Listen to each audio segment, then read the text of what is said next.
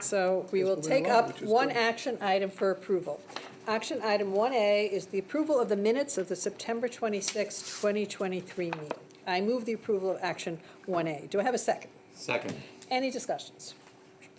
Okay, all in favor? Aye. Any opposed or abstentions? That item passes. With no other action items on the agenda, we'll move on to the information items. Today, Executive Vice Chancellor and University Provost Wendy Hensel will present on the implications of artificial intelligence for higher education and for CUNY.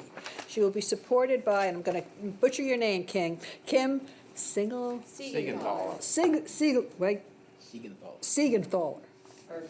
Okay, Associate Vice Chancellor for Academic Innovation, and Colin Chelman, Senior University Dean for Applied Research Evaluation and Data Analytics. We will then hear from President Hector Cordero Guzman about the Research Foundation. So we'll start with Wendy. Well, thank you. Good afternoon, everybody. Lots of exciting stuff going on, and wanted to bring this to your attention, give you a sense both of what is on the horizon and also some of the things that we're beginning to do to address some of these exciting things on the horizon. And I wanted to say, Kim and Colin are here today in part because they've really been essential thought partners, and in terms of technical expertise, are absolutely our technical experts at the table. So they will be happy to answer questions along with me as we go here. So what are we talking about?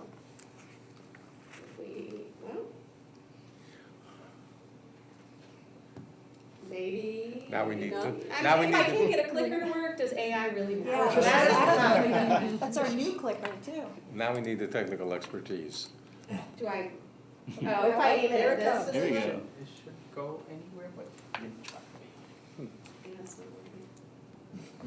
Can you clap? It's not. I'm glad that you all trust me to lead you into this brand new frontier. The best laid plans of mice and men. Right? So going back, we're going forward. There is no comparison to what is coming, except most likely, the best analogy that I've heard is that it is electricity. Electricity changed literally everything that it touched, every job, everything we do, and everybody who's played around with this can start to see that this is probably in the same category. And I've talked about this before. There's a thing called the duplication rate of knowledge. You may or may not have heard of it, but if you think about it, how quickly does knowledge accelerate? You can also think about it as the half-life of relevancy of knowledge. Until the 1900s, it was really somewhere around, they estimate about every 100 years, our knowledge duplicated. As of 1940, they estimate it was every 25 years. By 1982, the advent of the computer was every 13 months. And today, some say 13 hours. It gives you some sense of the absolute scale of what we're talking about. To give you it in a more concrete sense, the volume of medical knowledge was doubling every 8 years before COVID occurred. It is now doubling every 78 days. Think about that in terms of staying on top of your profession, being accurate and relevant. And so obviously it's not only difficult to stay up to date, it's difficult to recruit people who are specialized enough to take advantage of all this knowledge that's coming out. The thing that I want to say more than anything today as we walk away, if you remember nothing else, is that it's already here. We're not talking about 5 years, 10 years, 20 years from now. It is already here. It is already mind-blowing. And for those of you, we had a wonderful conference that was led by Seb Formosa, and we had the Chief Innovation Officer of Microsoft speak there, Chief Innovation Officer for Education. And it was fascinating because in the morning I attended sessions from the graduate college, which was a little bit dismissive of AI and said there's no way it can do what we do. When I went to listen to the keynote with the Chief Innovation Officer, he said that their estimate is that AI is already in the top 1% of human creativity. So that gives you some sense of what we're talking about. And so I thought it would be fun to start by giving you a handout that's in front of you. Just take a real quick glance at it, setting the stage for why does it matter for higher ed, or how does it matter for higher ed. And you need not read it, because I'm going to talk about most of it, but what I'd like you to know is that that piece of paper was entirely generated by ChatGPT in under 3 seconds. 3 seconds, right? Obviously, powerful agent of change. I think it's existential. I think it's likely to be the biggest disruptor that we face in higher education, and is likely to challenge the very conception of the university as a place where expertise is disseminated. It changes the locus of expertise. We're going to talk about that in a second. So what people always say when I do this presentation is, whatever. I don't believe it, right? That maybe it's Chicken Little. But I think these 2 quotes are actually really helpful, that we tend to underestimate the effect in the short run and underestimate the effect in the long run. And the secondary quote, I think, is absolutely right, that even in the short run, the most daring prophecies seem laughably conservative. If you remember, we were not talking about this a year and a half ago. And when we're talking about the difference between the free stuff, ChatGPT 3.5 and 4.0, they were saying that they almost doubled its utility in a year. So pretty amazing stuff. In terms of how it will affect jobs, which is something that we all think about all the time here at the university, there's some statistics here, and I will admit I borrowed this from the Microsoft Chief Innovation Officer. You know, the thing that he stressed was within the next 5 years, really, and really now, many are already using it, everybody will have something of a personalized co-pilot that's as ubiquitous as a smartphone or an assistant. And it's not that these jobs will replace people, but they will replace people who don't use AI. And so all of it's very, very essential to the work that we do.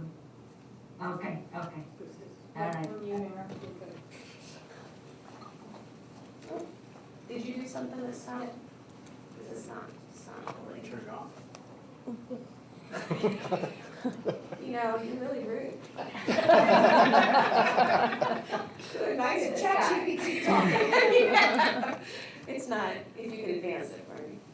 So part of the reason this is so significant is it touches on literally everything that we do here at the university. What we teach, how we teach, our research and creative endeavors, our role as an employer, very significant. And as I'll talk about at the very end, the role and value of higher education in society. Thank you, Karen. Looking at what we teach, you know, what was really fascinating from the conference is that they talked a lot about the fact that we can no longer replicate how the machine is learning. And so it is coming to conclusions that cannot be replicated and backward looking. And so when you think about what that means for curricular development, it's rather mind-blowing. It also takes direction.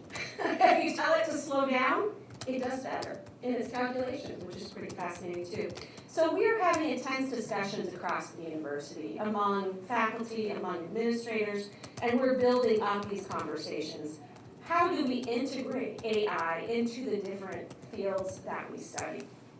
It is not just a question of technology. It's not the computer science programs. It's not the technical programs. It's literally every program, including the humanities, as we talk about the ethical implications and the challenges that we will have on society. Another issue, obviously, is what format do we present material as it begins to change so quickly? The micro-credentials become increasingly important and give us a significant advantage in the market. Why is it hard? Well, this is new for everybody, and professors are used to being the expert in their class. Many of them are very conversant in this space, but many of them are not. And it's difficult to move from an expert to a novice in these spaces, and frankly, there aren't enough people to teach and integrate this. So we have to do this in conjunction with industry, and we are. Ken, you're way ahead of me, so wait. Sorry, man. Sorry. You're supposed to cue me. I will. So how we teach is really mind-boggling what is possible here. So let me give you a few examples. Virtual teaching assistants available 24/7, personalized to the user, self-paced and adaptive according to how well you understand the material. Give you an example. Georgia Tech created Jill Watson. You may have heard of her. And they did it, and this was like 5 or 6 years ago. They did an experiment to see if students could actually tell in an engineering class whether their teaching assistant was a bot. And actually, many of them, I think they went around 60% could not tell. And that was in the first iteration. Of course, it's learned from itself since then, and now actually has been very effective in that course and is a standard as part of the course. There is what they call Genie at an Australian university that can tell students whether the question they're asking is in the course materials. They can tell whether the student has visited the library, etc., to provide individualized prompts. Pretty scary. It's like having your mom with her eyes on you all the time, and there are obviously ethical implications to having that information on hand. Khan Amigo in Khan Academy, it doesn't provide the answers, but it leads students to the solution based on the Socratic method.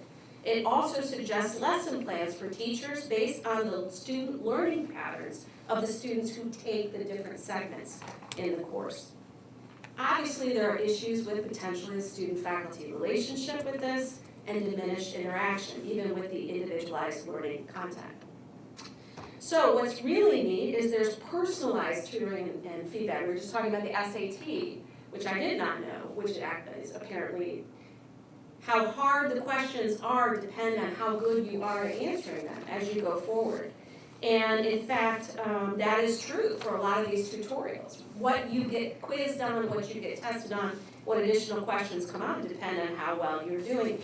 It also is wonderful for people with disabilities or students who learn in alternative formats, because it will suggest whether you learn better by video content, for example, or by reading the material. So really, really neat in that way.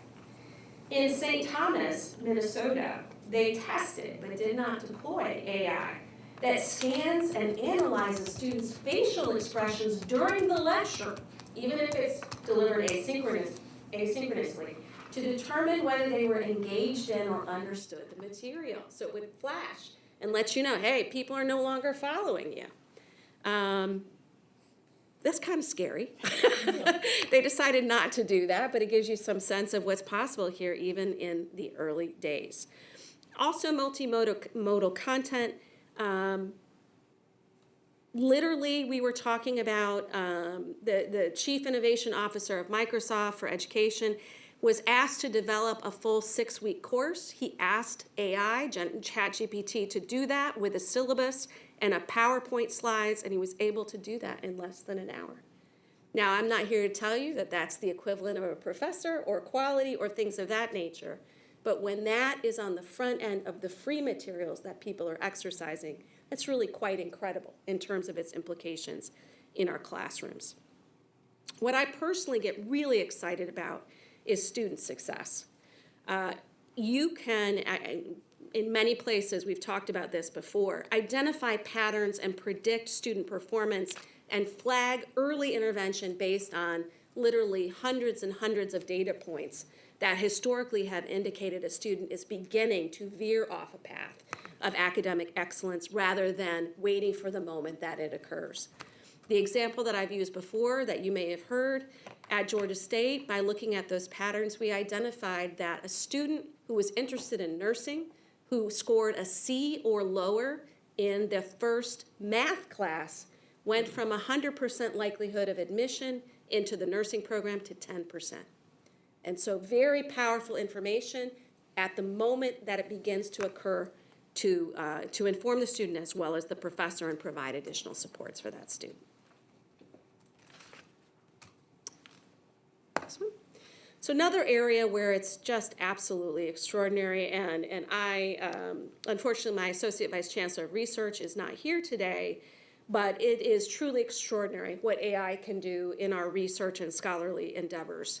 In particular, there are different generative AI measures now that can look at literally hundreds, even thousands of articles and provide literature reviews for you in minutes, which, as we just said with the medical literature, for example, if it's changing every 78 days, it allows you to stay current and up to date in ways that simply cannot be done with regular human intelligence. It can identify patterns in data sets that previously required extraordinarily lengthy periods of time or that never would have been seen by the human eye. We do have a number of experts on campus, very excited about those experts, and we will be talking a lot about how to engage them in cross-campus interdisciplinary collaboration as we go. But there's no question that AI will radically speed discovery and intervention in the scholarly space.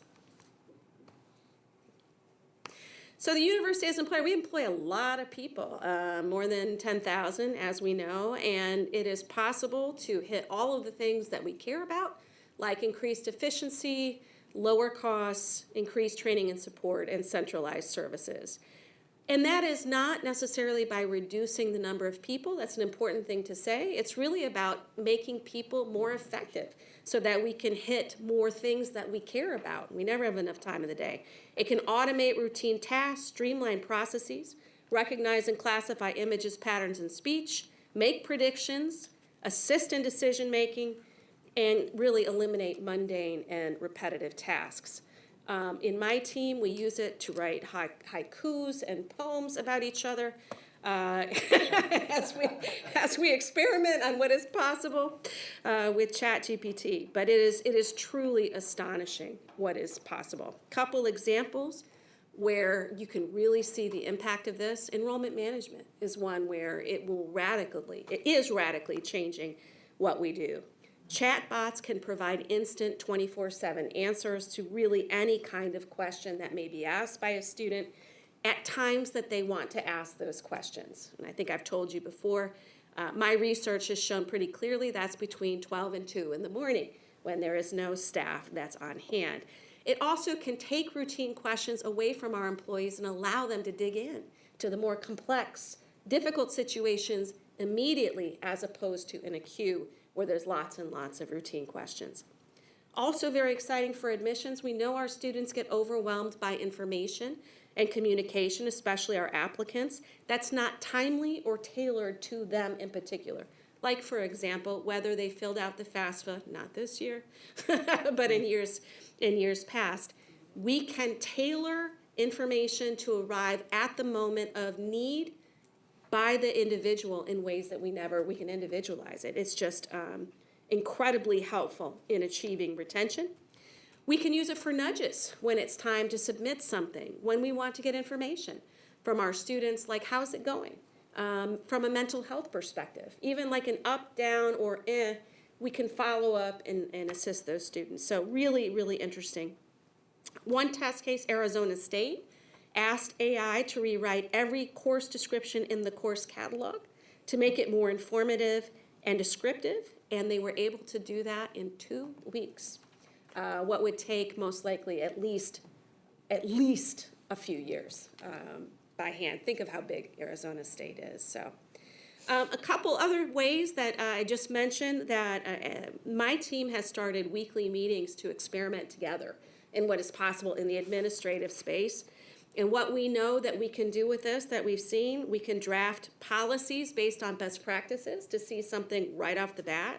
It certainly is helpful in speech writing as an initial draft. It will take anything you write and make it nicer.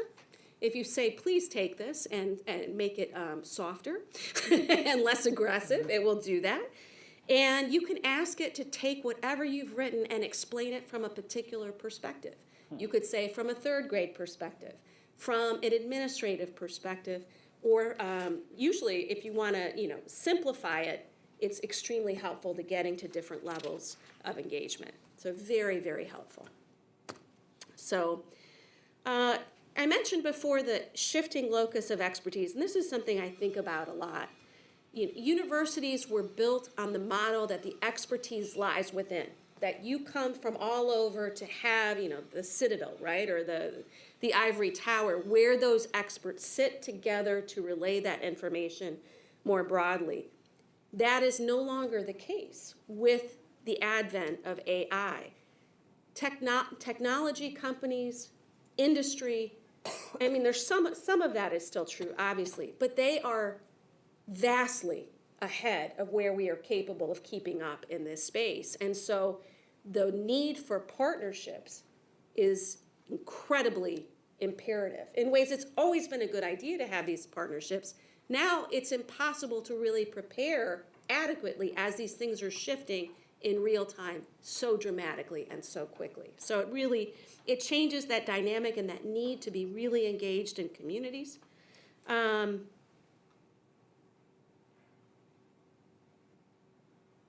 The return on investment and the value proposition of higher education becomes even more important. If you can find whatever you want at your fingertips, and it will help you do these things, even if it's, at the moment it's funny, as we all know, you can find some really bad answers with generative AI. Some are false. We, of course, educate our students on this. Worth saying again, we're at the very beginning of the advent of this technology. It's going to outpace what we are able to see and do. And so we need to prepare students for jobs that don't exist based on skills that have not yet been developed. That can be an incredibly threatening thing, I think, for higher education. To me, it's a very exciting thing, because what is it that we do? We educate people. This will create the need for lifelong learning in a way that nothing else ever has. And our job is to help steer our constituencies, which in this case is literally everybody, through these challenging periods and to continually add relevance to whatever job they're doing. So quickly here then, and then I'll open it up for questions. What are we doing? In our perspective is we need to lead through this change. We obviously are reacting, but we want to go into the proactive mode so that CUNY is positioned well to weather these major changes coming. We're working now on identifying an AI leadership council and some strategic industry partners. At the moment, that's at the central level. We will be reaching out to the campuses to develop a community strategy beyond central very, very shortly. Part of what we will be doing is really identifying a strategic plan as it relates to AI to begin to prioritize where we focus and how we react to these things, in part because it is, it's so recent, it's not even in our strategic plan. It's sort of interesting and fascinating in that way. We are looking at every bit of training that we have for faculty, staff, and administrators to ensure that we're providing the support that we need to as these changes emerge. And we are looking, of course, at the curriculum, not just in terms of different curricular fields, but also micro-credentials and how do we move at speed. We have to move faster than is typically true as these things develop to stay relevant. Few things. We did a very significant teaching series this year for faculty. I'm pleased to tell you every single one we put on was oversubscribed by hundreds of faculty members, so we just keep adding them. As I mentioned a minute ago, we did 2 large-scale IT conferences. We are continuing to do more there. I know that our research enterprise is beginning to talk about how to do to reach the scholarly side of our expertise very significantly, and we are working on our website and communications to get where we need to go.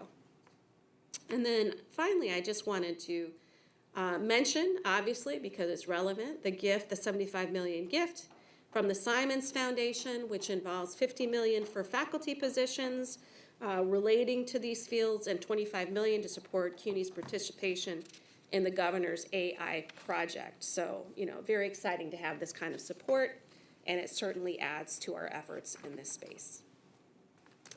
So a good slide to end on. I say again, it is not 5 years from now. It is here. Our job is to keep pace and to hopefully get ahead. I doubt we can get ahead, but at least to be always in the conversation. Adaptability and continuous learning are going to be critical, not just for our students, but for every person at the university. And ultimately, our strategy is to emphasize why CUNY needs to be part of this conversation. We have populations that are impacted disproportionately by some of these changes. We believe that means we should have a seat at the table of these conversations and not just the highly subsidized flagships and the tech schools. It's important that we be there too. So we are proceeding at all due speed, and I will stop now for questions.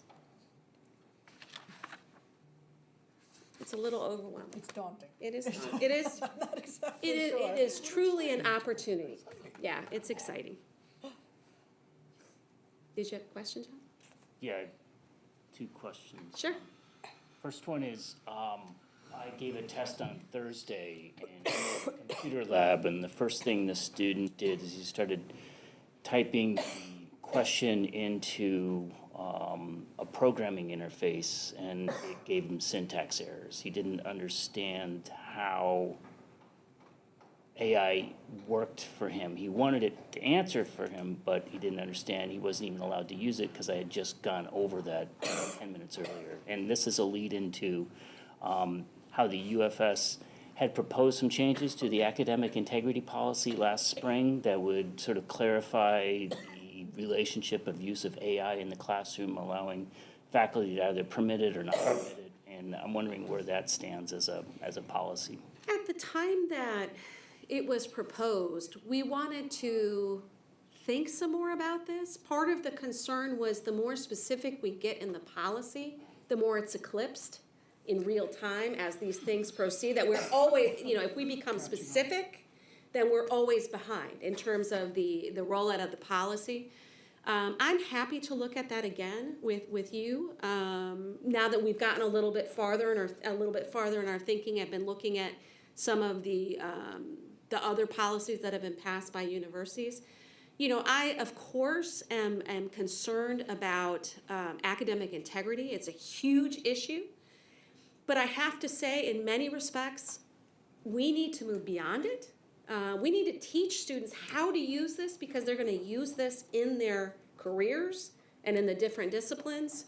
And so we have to be careful about what we say you can't use. And be very, very clear in where it's appropriate and where it is not. And that's part of, I think, a dialogue just to ensure that we're not doing harm in a space that is moving so fast that we're not necessarily the experts. Students are better at this than we are, based on my conversations with students. So happy to have this conversation, especially at this stage now that we've gotten to a point of a little bit of maturity into the conversation. It's good to hear because, like, just last week I had 2 independent queries as to where that policy stood. So Sure. Happy to either do we it. need policy or guidance on the campus. In fact, the number one thing that we've identified that we need immediately is governance, right? And policy as it relates to use and things of that nature, not just for students in the classroom, but for employees. As we're all experimenting with ChatGPT, there are privacy issues, there are cybersecurity issues, and at the moment, we don't have any guidance on that. So I'll be reaching out very shortly to talk about how to get the faculty engaged with that. But I'm happy to I don't even think it'll take a long time, but to get that conversation going again. And my second question really is my windmill that I tend to tilt at periodically, and I haven't used it so much here, so forgive me if I have.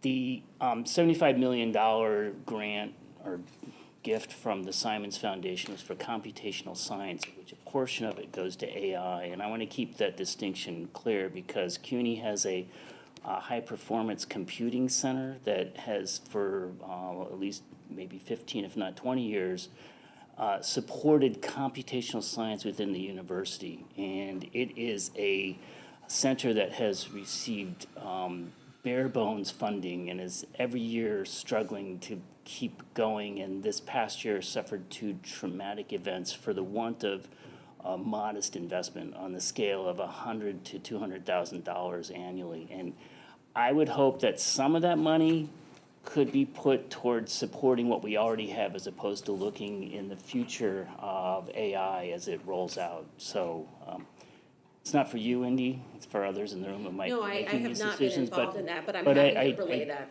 I think we need to take care of what we have done so that we can build as opposed to kind of hope for a restart. Understood. Yep. And John, to that point too, I think that one of the advantages is that in part, because of the Simon support and because now also the state taking an interest, right, in terms of the infrastructure that's needed to do these things, we might be in a position to invest in things like, the CSI supercomputing lab in ways that are different because everybody's paying attention at the entire thing, and also in that conversation recognizing that we are part of the conversation in terms of a research entity. I guess I'll throw out a third one. I'll throw out a third one, just unless someone has something. At this AI conference you mentioned, there was a discussion about, I believe, at Michigan State, where they purchased the ability for students and faculty to use ChatGPT 4, not just the free University of Michigan, yeah. GPT 3.5, and I'm wondering if that's something that this institution has considered, because if we're going to push towards using AI, we should be pushing towards using the most powerful available AI at scale. I think Seb is looking at. We've had several conversations about this, John. I mean, one of the things we've advocated, OAA has advocated for hard, is we have to have access to these tools, and if we're not providing them, people are going to go outside and use them, and then there's really some significant privacy and cybersecurity issues. So part of what we've been talking about is trying to use our scale to negotiate those things. So I would say stay tuned. There certainly is a sense of urgency on our part that this needs to happen in real time, similar to what I'm saying here. We can't get ChatGPT 4, 2 years from now and we're already on 6. We need to be working through these issues. So it's definitely part of the conversation. So stay tuned on that. I hope so. I don't know if Kim or Colin, you want to add anything to that? I want to echo the academic integrity part, which I've heard many colleagues, particularly in the English departments, who are trying to teach writing, and they're frustrated because they're doing it the old way, and they're getting text that they can clearly identify has been through AI. Part of the challenge, and again, I'm glad you mentioned it, because I think the time is right to pull it up again after the work that we did. But part of the challenge, as I understand it, is that you can train these generative AI sources to take your tone of writing. And so technically what I'm hearing, the latest, and again, it's only a year and a half into it, that you can usually tell what's AI, you can usually tell what's the individual, but you cannot tell the AI that is then edited by the individual. Colin, I don't know, we've talked about this, whether either one of you want to add, but that's kind of my point. As we're trying to sort of identify, and we clearly have to identify what is acceptable and not use in the classroom, but stopping it or policing it is going to be extraordinarily challenging. And so one asks whether the correct perspective then is to think about how to teach it, as opposed to try and control something that cannot be controlled. But these are conversations we should get a bunch of folks in the room and have, for sure. From the faculty perspective, do you think knowing what it can do, do you feel that it's this point, instead of saying you can't use ChatGPT to write an essay on whatever, rather say, this is how you use ChatGPT to write an essay in the right way, and how do you check references, and how do you check, I mean, because I agree, it's something that's not going away, and I don't know how you can police it. How could you police every single student's use of it? At the moment, there is no software that will pick it up, because it literally can take on your tone I know, and it can cadence. because it iterates on you. Yeah. And, So last spring, we didn't propose that it be an either or, that faculty would make a determination, but that students who did use AI would have to cite it as a source. And that was, in some ways, like a compromise for that. And I'm in an industry, mathematicians, where we still have conversations that people don't want students to use calculators. Now,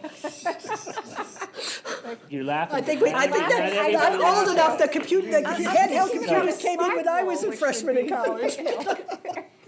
So there are people that are slow to change, there are others that are early adopters, and policies need to be flexible. And so I think, what the UFS had proposed was not too prescriptive. It was just allowing this understanding between student and faculty as to, you know, you can either say, no, it's not acceptable, or yes, it is, and if they violate that. And it might also, I mean, to that point too, it might be that in a very early writing composition class, there is a sort of policies because it is where you get in the basic tools of writing, Grammar. right? And then hopefully as you evolve, then the tool can be used as you become better at editing and making comments, right? So, I mean, it's sort of that's the metaphor coming from math and those fields, right? That once people master The slide rule? how to do the equations, then, you know, you can feel comfortable with whatever other technology might be available, so this might need to be nuanced. I mean, that's what I mean about Rebel. I mean, really forces us to grapple with this. The Microsoft keynote, it showed a picture of a hammer sitting next to a nail, and that's all it was. And his statement was, asking your students not to use ChatGPT is like telling them with the hammer right here to pound in the nail with their hand. You can try. But, you know, it really is going to change everything. But it's also gonna change your, you know, curriculum development and That's your what I mean. you know, it's on No, the other that's end, what I on the mean. other end, on That's the what I mean, like teaching side taking of into things. it in advance, thinking through how to use these tools rather than a categorical prohibition. And to Wendy's point about it, and I think your point, John, about sort of revisiting some of those things is timely too, because the irony, right? And I was chatting with some faculty members from an English department, and they were saying how much time so, you know, part of the exciting here is how much, if you know how to use it, can it set you free to become better at what you do and become more efficient, right? That we all look forward to that. But this faculty was telling me that because they're in this sort of like gray area, they're investing a lot more of their time policing, right? So it goes counter to where we want to go. So, you know, all the more reason to sort of be able to jump on those things and provide, you know, and I think people are going to need to, and hopefully, for example, our experience with COVID, right, in which we kept adapting as we learn more about the pandemic, right? I think that we're going to have to take that attitude in terms of knowing that whatever guidance we issue, that we're going to have to be on it moving forward, because the frontiers are going to be, you know, the boundaries are going to be expanding, and we're going to need to be adapting, and that people are going to have to be comfortable with that. Well, I don't envy you your job. It sounds very daunting to me, but I know it has to be faced. It's not going away. And how do we use it in the best possible way? Yep. Anybody else, questions, comments? Okay, thank you. Hector, you're up. Let me copy my presentation into the slides. We'll discuss it again last year. Should be coming through. It's going to be an annual, this will be an annual event. Yeah, you don't have it? I have it. It's in the root drive. I just need access to the root drive because I need to navigate through a number of documents.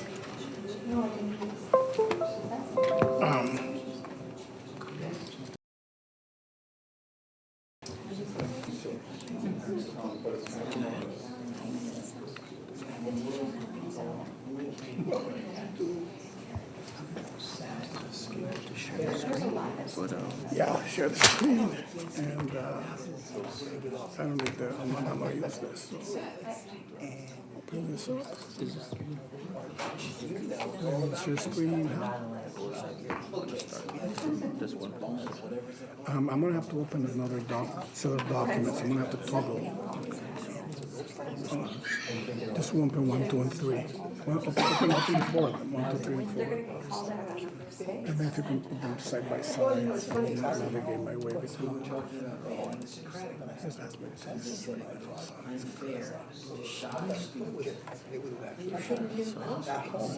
And then the other last one.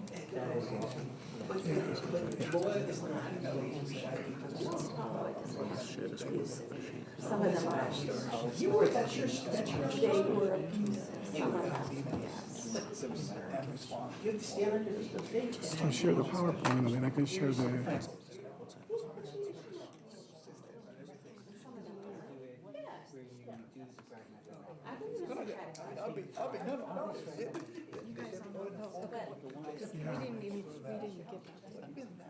So you need to go into, you could go into onboard and then, that's what Ian was saying, so it's your documents, not this.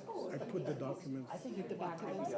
Yeah, I kind of sort of put the structured documents here, and then we'll go to the documents. Is that okay? I may have to go back and forth to the PDF. Perfect. Thank you, and apologies for the technical presentation type of improvisation here. It's good to see you all. Here to give a report on the activities of the Research Foundation. I typically have a formatted report that I typically share, and I will make some changes today responding to some requests from the board. I'd like to typically begin presentations about the RF talking very quickly about the mission and what the RF does, because you would be surprised about the many times walking around people ask, what does the RF do? So for the record, the slides are there and how we're organized. I was asked to come talk about the 990 report for the Research Foundation, the consolidated financial statements, the Research Foundation board approved budget, and then a request for some data. Data appears on our website on activity by college and award activity by principal investigator. So that's what I'll talk about in the next few minutes. First on the financial statements, and this is move between 1 and 2, number 1. In fact, maybe, I don't know if I can put them both together in one screen, you know, one half of one, one half the other, no? Let's see. I see what you mean. Number 1, you said? Yeah, no, I'm going number 2. Yeah, number 2 there, yeah. Exactly. Yeah, that would be wonderful if I could, I can get it right back. Oh, no. Yeah, but the slides, you can see the slides more or less this way. First, I was asked to talk about the 990 report, consolidated financial statements, board approved budget, and then some activity. Starting with the 990, which you know is the tax return for the Research Foundation. It's available on our website. You can see it, reports, again, activities and governance of the Research Foundation, revenue, expenses, and additional details in terms of what the Research Foundation does and how it's organized here in terms of the checklist of required schedules and how the board and related operate. In fact, this one part 4 of the 990, if you've been following 990s for some time, is fairly new. And it's been added to encourage organizations to adopt best practices in terms of governance. So we look through it and we make sure that our practices are following accepted governance, and when they're not, we're making the appropriate changes and adjustments. We met Friday and made some changes to our bylaws, pursuant changes in legislation and changes in what we believe are the best ways to staff committees with appropriate staff support and related. So the 990s are there. They've been submitted. They've been received by the federal government. It's a document that also includes information on the highest compensated individuals in the organization, on their board members and the time they devote to the organization, major sources of income and expenses, If any of you have any specific questions about the 990s, by all means, review them and let me know, and we'll be happy to answer them. These are prepared, and you will see at the end,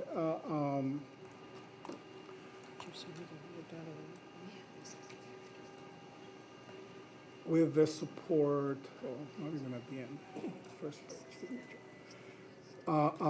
by our auditing firm, Crow LLP, which does the 990 form. Crow comes to the board committee, presents the 990.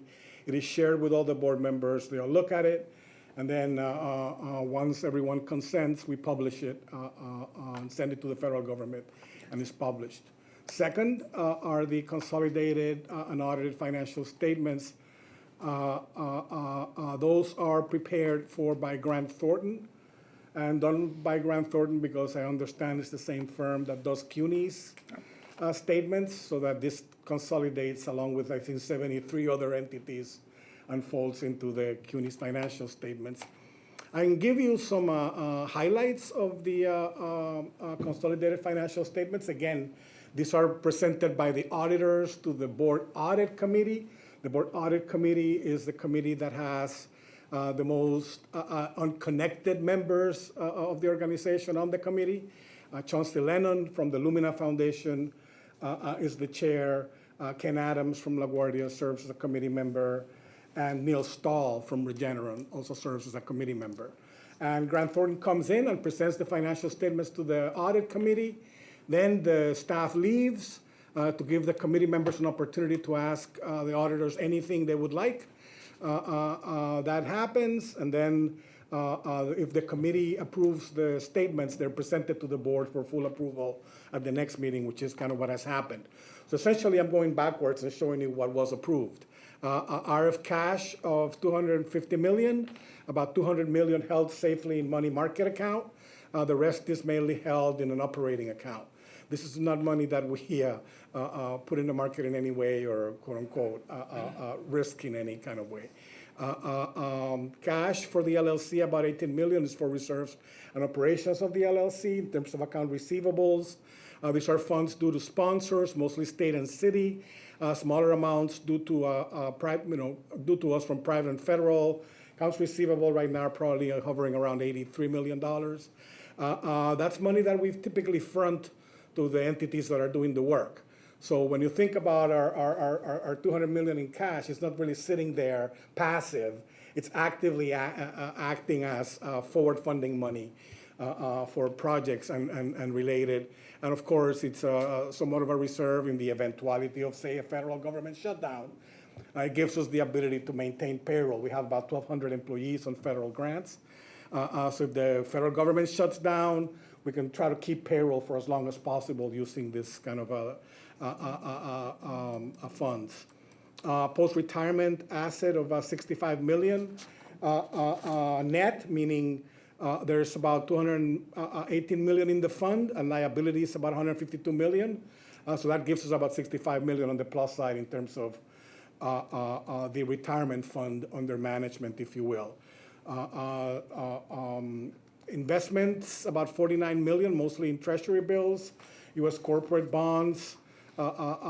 Safety on principle is the key to our operation. We have an investment policy that's fairly conservative.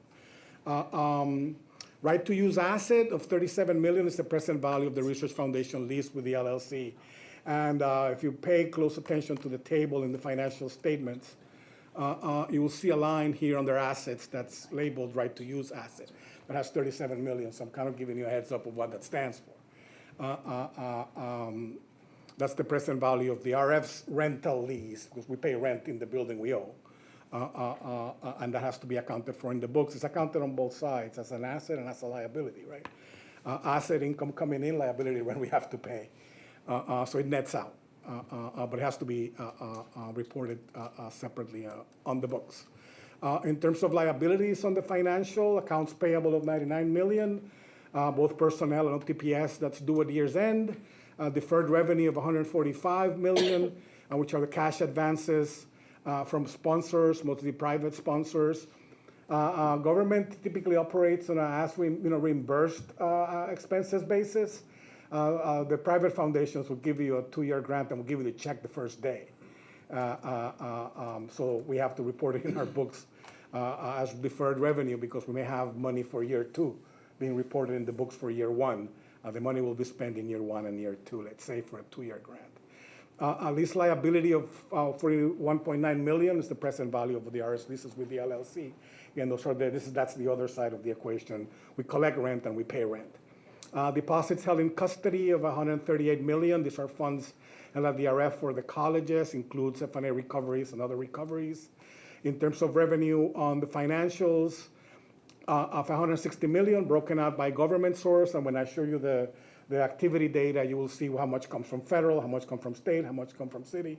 But we break it down in the financials between government, $395, and private or non-government, $165. That makes up the total of the revenue. The same $560 million are broken out by purpose, typically classified these days into research, training, other sponsored activity, and other institutional activity. Those are the 4 reporting categories in terms of the purpose of the funds. And that's kind of what I have by way of summarizing the financial statements. Is the balance sheet, the 2 pages, and then the consolidated statement of cash flow, 1 page, and the rest are very nice notes from the auditors about how spectacularly well the Research Foundation manages all of the assets under its purview. No negative notes, no challenges, even though I'm sending a memo to all presidents before the Wednesday meeting trying to point out some of the programmatic risks that we hear about when auditors, and I'm talking now more about sponsored auditors, not financial auditors of the organization, identify any potential challenges, and we want to alert our colleagues in the field to be mindful of these things as they run their programs. So that's the 990 at a glance, and the consolidated financial statements at a glance. Let me stop here to see if there are any questions from any of you about either of them. Yes, sir. What is the LLC? Is that the entity that owns the building? It's correct. The LLC is the limited liability corporation that owns 230 West 41st Street, which is the building where the Research Foundation operates, where there's also some CUNY offices. And is there a sole member, and that's the 501c3? That is correct. We're the sole owner, member of the LLC. Does the LLC have employees? The LLC doesn't have any employees. And so the money you several slides back, you had 18 million in. That's for the building, elevators that break. There's a city requires to put scaffolding where certain things are being done. There are, when the New York Times built its building next to us, there's some issue with the street that some engineers identify we need to fix. It's for and remember, lastly, when you rent commercial real estate, you rent a shell. No, I understand. So we have to build it out. So that's money that we use to build out. I guess my legal space. question is, what is the exposure of the 501c3? What is the exposure of the 501c3 in terms of, for example, the mortgage? Well, the LLC, In terms of the mortgage, it self-contained? guarantees the mortgage. for It example. guarantees the mortgage. Correct, and that's approved by the board of the corporation.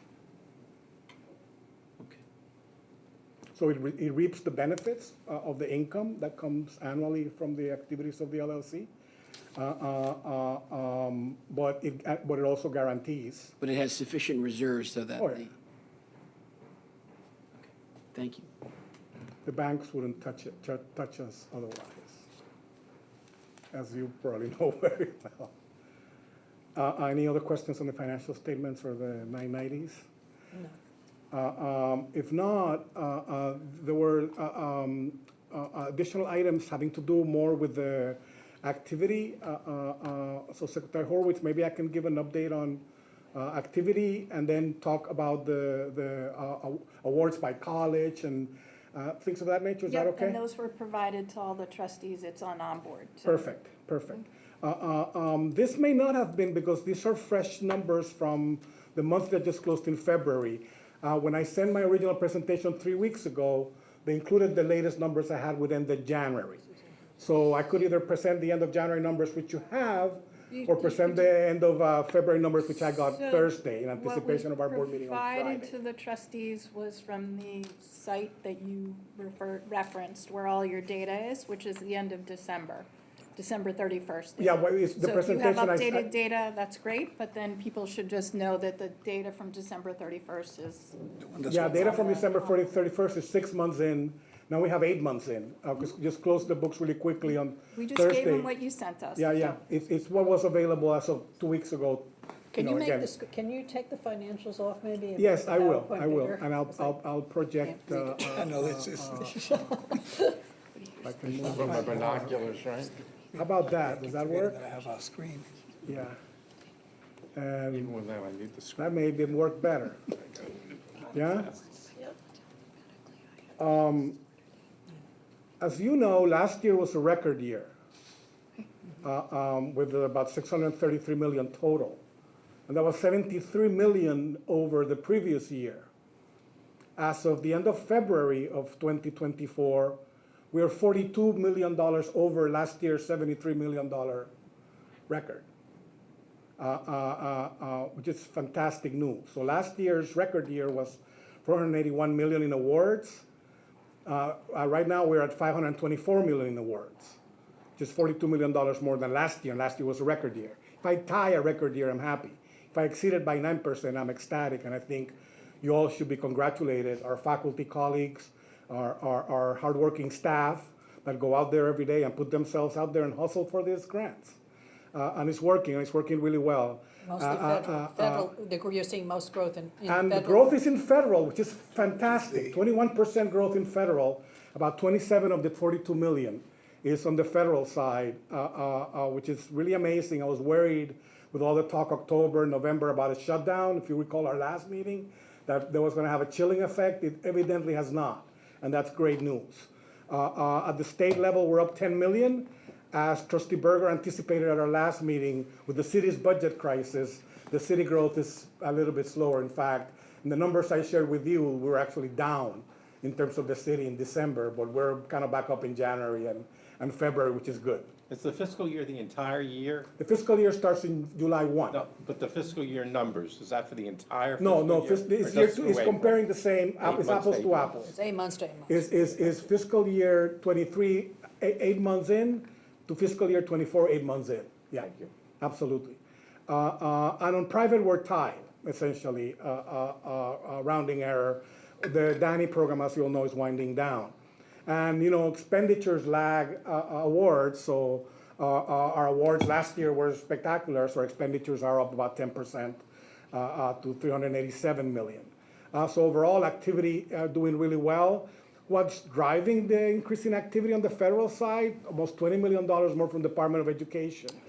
Almost $7 million more from the National Science Foundation. Some of those HHS grants were COVID related, so we'd expect a little bit of a winding down or slowdown on HHS from peak. But a little bit more from energy. But again, the Department of Education, hands down, is driving the growth on the federal side. Similarly, at the state level, $18 million more from the state education department, from 31 to 49 million. On the city level, we're fairly flat. ACS, DYCD tend to be our biggest. Office of the Mayor, surprisingly, slightly up. That one took a big hit through the end of calendar year. So we're tying a little bit on the city, and then in terms of private and other sources, as usual. Now, what explains the growth between time one and time two? What we did here was we looked at number of awards in 23 compared to 24, average size of the awards, and the share of grants and the share of dollars by source. And in green, you have the drivers. So what's driving the increase in federal is slightly more awards, but a higher average size of awards. Our federal money moved from 27% of the dollars to 30% of the dollars.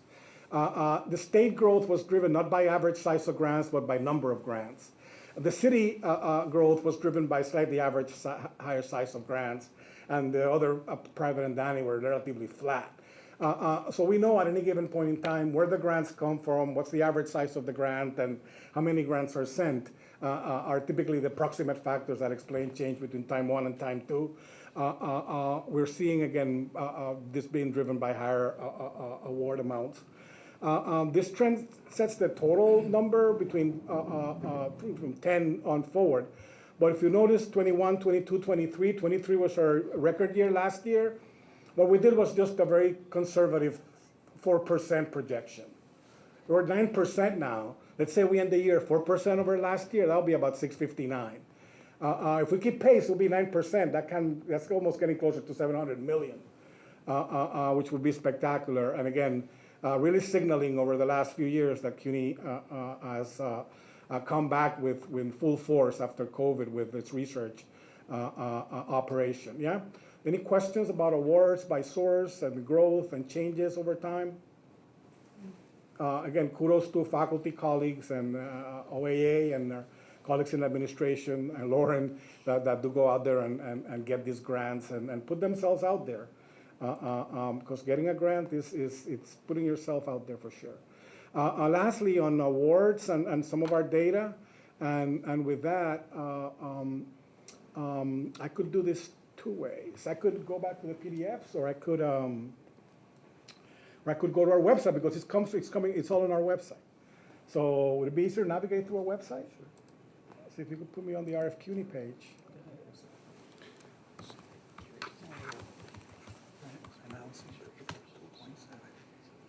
Over time, in fact, all the documents that I shared with you today are available here on our website. You'll see the financial statements for 23. You'll see the Form 990, or for 22, which is the one I presented, because the one for 23 is not in yet. So the financial statement I presented was this from 23. The 990 I presented was this from 22. And then our award data is available here, which is the data that was shared with board members. And more recently, we added more data and a download, which downloads an Excel file that you can use to make your own adjustments or changes. First, awards by college. Maybe actually the PDF looks a little bit more reader friendly. About this. Central's on top, right? Yeah, that's why. Is the PDF projecting? Yes. Yeah. I think the PDF looks a little bit more reader friendly. So this will be awards by college, sorted alpha. This is awards by college sorted by size, right? And certainly CUNY Central, with a lot of the OAA programs that are externally funded by the state and the city, then City College of New York, School of Public Health, for heaven's sake. I mean, in decade, basically, have done a tremendous job in putting themselves on the map with the grant activity. SPS, traditionally, a legacy of the Dean of all things, or the Dean of new things, or our good colleague John Mogulescu, Hunter College, Queens College. LaGuardia is the top of the community colleges, tons of workforce programs. John Jay, CUNY Graduate Center, Lehman. ASRC as a standalone unit. You more or less get the picture of where the 623 million come from. If you add the PSC and Danny, it goes up to 638. Next table does it by purpose, by source. So you have federal, state, city, number of awards, and we code them for research, training, other sponsored activity, and other institutional activity. I think they have it in their books, so maybe they can see that. But yeah, thank you for that. Maybe like page wide or something. How does that compare to previous years?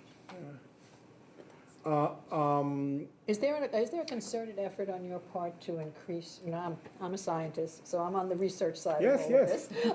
It's like, in terms of increasing that, I mean, to me, that's a low number for a university of our size. If we want to be competitive on an R1 level for other research universities, we got to up that number. And I'd like to understand, is there a plan from, again, is it the site by site that they're doing their own thing in terms of putting grants in, or is there help from the RF to coordinate and train faculty to put collaborative grants in across the different colleges so they can go for larger, grants that are, The answer is very much yes to all, right? The primary responsibility for pre-award and for creating the environment that nurtures, grant getting is on the campuses, right? The campuses have their faculty, have their emphasis, have their focus, have their infrastructure, have their networks. So it starts with the campuses. We have an operation called Award Pre-Proposal Support, where we try to work with campuses on large, big science type of grants that involve multi-campus collaborations or that require a lot of technical expertise in preparing these gigantic proposal packages together. So we collaborate with the CUNY Office of Research and the campuses in trying to support the development of grants. But it's a coordinated effort between the campuses at the local level, the CUNY Office of Research at the system level, and then the Research Foundation that can provide some of the training and some of the technical assistance.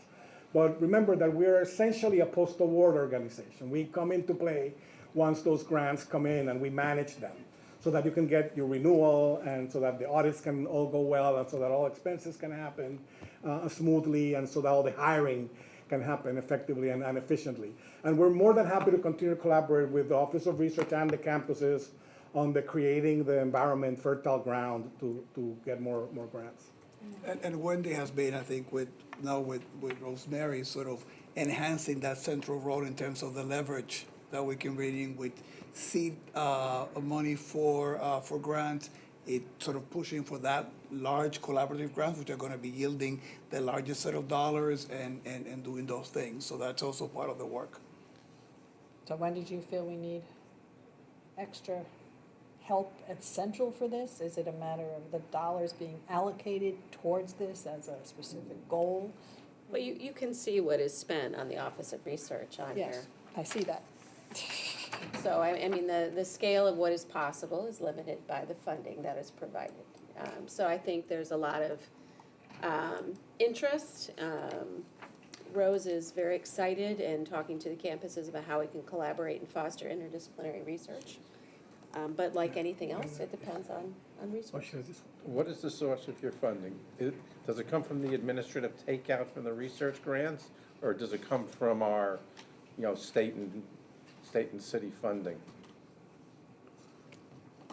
Pardon? The answer is it comes from the RF, but there is no formula The for that. funding for the CUNY Office of Research? Yes. There's a portion of the CUNY, funding for the CUNY Office of Research, about $2.3 million, that is an RF contribution to the budget How for is that that office. how is that determined? By the board of the RF CUNY based on a request from the Office of Research. So the Office of Research sends a request before our budget season. That's discussed with our board and the board chair, and then that's moved forward. So there's no set amount that, of every grant? It does not, and it does not grow comes with it, with that's it. correct. But it has grown. But it's not it is not a percentage.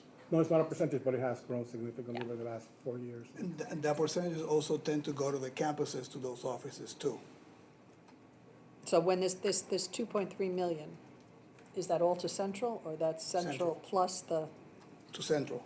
That's central, To central. that's the central office. and where's the money that's going to campuses on this budget? Well, I mean, that's coming from the indirect of the grants that they indirect, bring yeah. from the campuses. About $73 million That has a formula. from memory. The indirects. The indirect. The indirects have a formula, the goes Office to of the Research campuses. does not. Maybe that's something we should consider to look at as a way to boost this. Just a question. I would say, let's look at, if there's a way to do that. Can I jump in? So the faculty asked our colleagues, what are the top 20 reasons why you don't do more research? The number one was time, not enough time. So that means that's a question of how many courses you have to teach. Which is also a question of resources. Yes. It's- so- Like everything else, all roads lead to Rome. In terms of the, if you want me to continue with the award, with the award data, keep track it by source, by college, for the senior colleges, community colleges, for the professional schools. We added this table of the top funding sources for federal, state, city, because we got a lot of, we would get a lot of questions about it. And that's, So to anticipate those questions, we added that information. We have awards by purpose, by college, not by funding source only. And then we were asked to produce a list of the top principal investigators. This is for research or grants coded as research or equipment. And that's the list from kind of top to bottom. And there is a list also of all awards classified as training, research, other institutional activity, starts on page 14. And that's a much larger list because it lists essentially all of the awards by principal investigator and then the entity or entities where that principal investigator is the principal investigator is associated with. You could see, I mean, a significant number of grants over $1 million, a significant number of grants in the high hundreds. And that pretty much concludes the data portion of the report with the information we were asked to share. I'm happy to answer any questions about the data or any questions about what we do and how we do it or anything else. No, the only thing I think I would like to understand better as we talk about a resource, I think we need to re-examine the entire, if there is no formula for, I mean, there's a formula for indirects, but I think there's the fee side, the indirect side, how much comes back to research and central. So I just think we should all look at that to find out what would, benefit everyone in the entire research enterprise. That would be something I would just put on the table as down the line for us to look at Absolutely. and discuss. Yeah, we can provide the information on because the information is available to CUNY Central on the funds that go to the colleges and how those funds are used. Yeah. I probably just need a real good tutorial in terms of, give me an Happy to do example it. of, here's this grant, Dot, dot, how dot, much goes where and who and Yep. how that's determined. That's what Yep. I'd like to Happy to understand. do it. Okay, thank you. Thank you. You're very welcome. Thanks to you. Good. Okay, well, thank you. I guess that, do I have to say something formal here? With no more items on the agenda, I move to adjourn the meeting. Thank you. So formal. I know, I get yelled at if I don't do that.